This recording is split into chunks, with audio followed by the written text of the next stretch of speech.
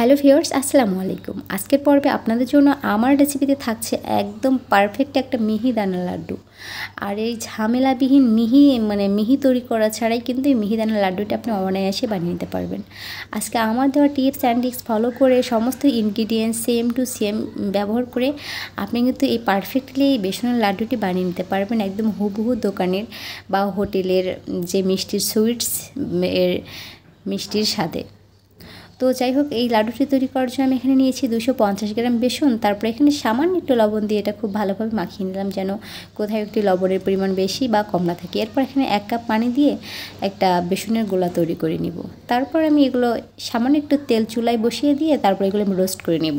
এখানে বাধ্যবাধকতা কিছুই নেই যে আপনাকে বেশি পরিমাণে তেল দিয়ে এটা রোস্ট করে নিতে হবে বা এটা মিহিদানা করে বা বেসনের যে বুন্দিয়া সেটা তৈরি করে এই লাড্ডুটা বানিয়ে নিতে হবে, তেমন কোনো বাধ্যবাধকতা নেই। যেহেতু আজকে আমি এটা কোনো রকমের মিহি দানা বা দানা তৈরি করা ছাড়াই লাড্ডুটা তৈরি করে দেখাবো, তবুও এটা কিন্তু মিহিদানা লাড্ডু হবে। তো যাই হোক, আমি এটা ভেজে নিব। আপনারা চাইলে এটা চাপটি করে ভেজে নিতে পারেন বা পকোড়া করে। আমি 2 সাইজ করে আপনাদেরকে ভেজে দেখাচ্ছি। এখানে নির্দিষ্ট কোনো সাইজ নেই বা এটা সমান হতে হবে, জাস্ট একটু এটা রোস্ট করে নিলেই হবে। আর এটা কিন্তু রোস্ট করে নেবেন একটু শক্ত করে, যেন ভিতরটা কাঁচা না থাকে। এই জন্য একটু পাতলা করে দেওয়ার চেষ্টা করবেন যেন ভিতর থেকে খুব ভালোভাবে এটা রোস্ট হয়ে আসে। মোটামুটি 5 থেকে 6 মিনিটের মতো এটা রোস্ট করে নিলেই খুবই সুন্দরভাবে ভিতর থেকে এটা রোস্ট হয়ে যাবে। এরপর এটা আপনারা উঠিয়ে নেবেন। দেখতে দেখতে কিন্তু এটার কালারটাও চেঞ্জ হয়ে গিয়েছে। তার মানে এই পকোড়াটা বা এই বেসনের যে আমি এটা লাড্ডু বানাবো সেটার জন্য যে পকোড়াগুলো ভেজেছি সেগুলো খুবই পারফেক্টলিভাবে ভাজা হয়ে গিয়েছে। এরপর আমি এগুলো উঠিয়ে নিয়ে একটা চাপটি করে ভেজে আপনাদেরকে দেখাচ্ছি। আপনারা চাইলে এভাবেও কিন্তু এটা ভেজে নিতে পারেন, সেক্ষেত্রে সময়টাও কম লাগবে আর এটা ভাজাও অনেক বেশি ভালো হবে। একদম ভিতর থেকে সমস্ত জায়গায় খুবই ভালোভাবে রোস্ট হয়ে যাবে। ব্যাস, এগুলো সমস্ত কিছু আমি একসাথে ভেজে নিয়েছি। এরপর আমি এগুলো ছোটো ছোটো পিসেস করে ভেঙে নিচ্ছি। তারপর একটা গ্রাইন্ডারে নিয়ে আমি এটা 80% মতো গ্রাইন্ড করে নিব। খুব বেশি মিহি করে কিন্তু গ্রাইন্ড করা দরকার নেই, জাস্ট 80% মতো গ্রাইন্ড করে নিলেই হয়ে যাবে। দেখে নিশ্চয়ই বুঝতে পারছেন কতটা গ্রাইন্ড করে নিয়েছি। এবার আমি একটু কাছ থেকে আপনাদেরকে দেখিয়ে দিচ্ছি আসলে এটা কেমন গ্রাইন্ড হয়েছে। না একদম মিহি হয়েছে, না অনেক বেশি বড় বড় দানা রয়েছে, জাস্ট 80% পর্যন্ত গ্রাইন্ড করে নিলেই হবে। এরপর আমি চুলে একটা কড়াই বসিয়ে দিয়ে তারপর আমি এখানে দিয়েছি 1.5 কাপ পরিমাণ চিনি। আমি এখানে আগে থেকেই আমার এই চিনিটা শিরা করা ছিল, সেই চিনিটা আমি শুকিয়ে রেখেছিলাম, সেটাই দিয়েছি। আর এখানে আমি 1 কাপ পানি অ্যাড করব। আপনাদের জন্য ফার্স্টে লাগবে হচ্ছে 1.5 কাপ চিনি আর 1 কাপ পানি। এটা দিয়ে জাস্ট আপনি জাল করে নেবেন 5 থেকে 6 মিনিটের মতো। আর আপনারা কিন্তু এখানে ফুড কালারটা ব্যবহার করতে পারবেন, যেহেতু আমার এখানে লাল দেখছেন। পরে কিন্তু আমি এই লালটা থাকবে না, আমি এখানে আরও extra orange food colour add করব, যেহেতু লাড্ডুটা আমার কাছে অরেঞ্জ কালারটাই বেশি পছন্দ। এরপর এখানে 1 চা চামচের মতো এলাচ করে দিয়ে দিলাম। এতে কিন্তু এই লাড্ডুর ভিতরে একটা nice colour nice flavour add হবে। এরপর যে আমি বেসনের লাড্ডুটা এটা গ্রাইন্ড করে রেখেছিলাম সেগুলো দিয়ে দিলাম।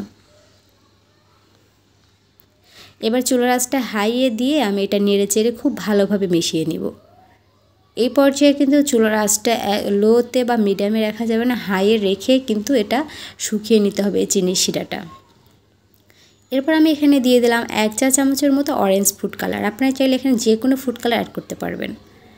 তারপর এখানে লাস্টে যে ইনগ্রিডিয়েন্টসটা ব্যবহার করবে সেটা হচ্ছে মোস্ট ইম্পর্ট্যান্ট এই লাড্ডুটা তৈরি করার জন্য, সেটা হচ্ছে ঘি।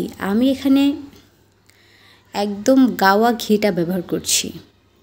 আমি এখানে 2 টেবিল চামচ ঘি ব্যবহার করেছি। আপনারা চাইলে এখানে ঘিয়ের পরিবর্তে বাটারও ব্যবহার করতে পারবেন, সেক্ষেত্রে কিন্তু ঘিয়ের যে একটা নাইস একটা ফ্লেভার সেটা কিন্তু এখানে অ্যাড হবে না।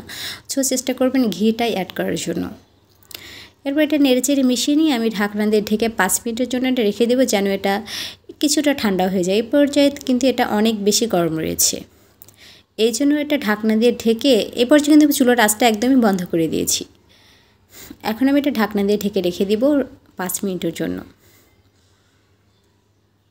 5 মিনিট পরে কিন্তু এটা খুব ভালোভাবে যে শিরাগুলো ছিল সেগুলো অ্যাবজর্ব করে নিয়েছে আর একদম লাড্ডু বানানোর জন্য পারফেক্ট ভাবে এই ব্যাটারটা তৈরি হয়ে গিয়েছে।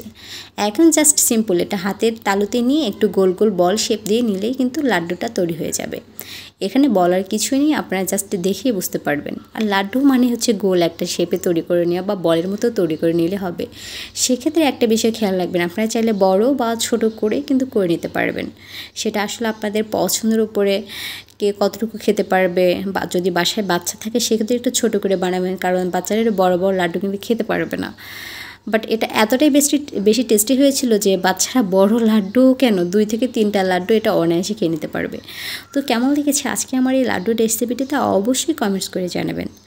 আর এত সিম্পলভাবে কিন্তু আসলে মিহিদানা লাড্ডু তৈরি করা যায় না, তারপর আজকে আমি আপনাদেরকে এত সহজভাবে কম সময়ে সিম্পল ওয়েতে এই লাড্ডুটা তৈরি করে দেখালাম। আর এই লাড্ডুটা খেতে এত বেশি ভালো হয়েছিল যে আসলে বুঝতে পারবেন এটা বাজার থেকে কেনা লাড্ডু। আজকের মতো এ পর্যন্ত, সবাই ভালো থাকবে।